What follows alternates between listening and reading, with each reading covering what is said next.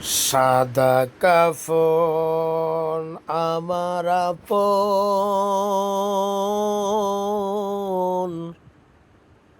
সাদা কাফন আমার আপন। বাবা,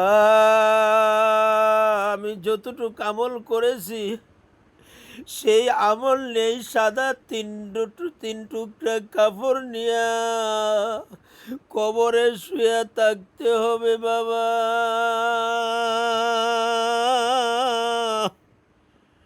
সঙ্গে কিছুই যাবে না, বাড়ি গাড়ি সব রাখিয়া সাদা তিন টুকরা কাপড় নিয়া কবরে শুয়ে থাকতে হবে। আল্লাহ, কবর কিভাবে একা একা শুয়ে থাকবো? দয়া লাগে না রে আল্লাহ? তোমার